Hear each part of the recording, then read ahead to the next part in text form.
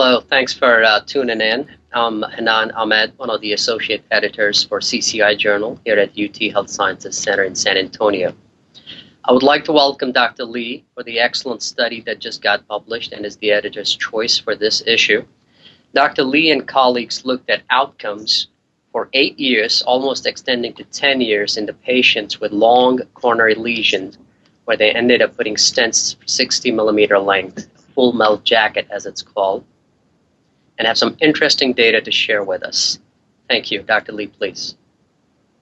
Hi, hello. This is Cheol from Mass Medical Center. Thank you for inviting me. In real-world clinical practice, the full metal jacket stenting procedure is often required to treat very diffuse coronary artery disease. However, there's the concern about the long-term safety and efficacy of these procedures. Therefore, we performed the extended follow-up, our previous cohort, and we found a long-term 8-year clinical outcome were acceptable, and we also found LV ejection fraction less than 45%, stented length more than 80 millimeter were independent predictor of poor clinical outcome. Therefore, I think in this clinical setting, deep run approach should be initially considered. I'm really impressed with the procedural success rates greater than 97%, and the survival and MACE-free rates extending all the way down to that year still about at 70–75%. You mentioned, as in your study, that the two common stents you used were sirolimus and paclitaxel-eluting stents.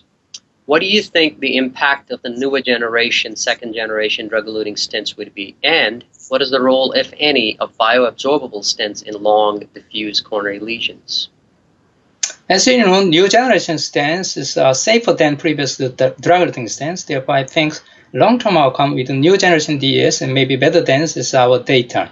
In addition, the major limitation of full metal jacket approach is that it makes future bypass surgery very difficult, especially for radial lesions. So therefore, full bioresorbable vascular scaffold jacket, full BVS jacket may be a promising approach to overcome the limitation of current full metal jacket approach.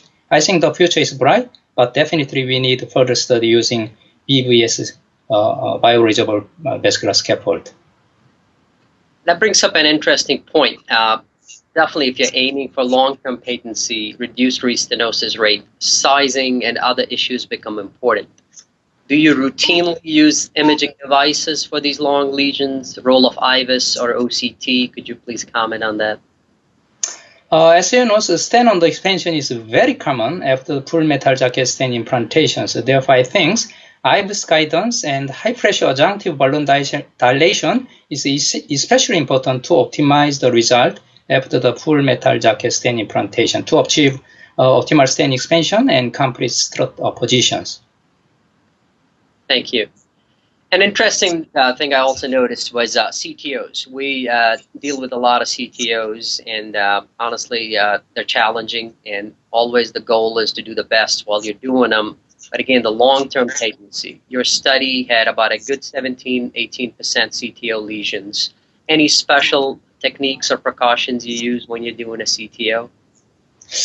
In our study, there are no difference of long-term clinical outcome between CTO and non-CTO groups. However, the full metal jacket approach is commonly used in CTO interventions. According to my country's CTO registry, up to 40% of CTO intervention actually full metal jacket. So however, there's little data available, so definitely I think we need a further study, especially in CTO interventions. Thank you. And the last point I want to bring up is pharmacotherapy. Dual antiplatelet therapy in your study was continued for a minimum of 6 months. Here in the United States, we pretty much for drug-eluting stents mandated 12 months dual antiplatelet therapy. What are your thoughts and comments, especially the new generation stents coming on? And sometimes we even feel like if a patient's high risk, we do an extended period of dual antiplatelet, which really we don't have much data. How did you come up with 6 months, and what are your comments on that?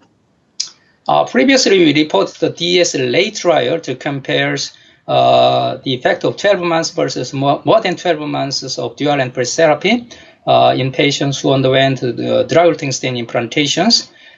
Basically, no differences between the two groups in terms of primary endpoint. Furthermore, there's no interaction between short and long stent groups. Therefore, I think 12 months is dual antiplatelet therapy may be okay for patients who are undergoing full metal jacket approach. Actually, no difference between previous and new generation DES.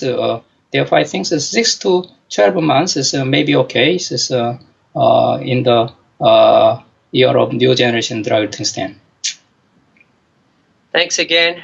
Very good study and 10-year good follow-up. I'm sure you guys will follow these patients longer, and please submit the longer data and any other interesting studies you have. Thanks again very much.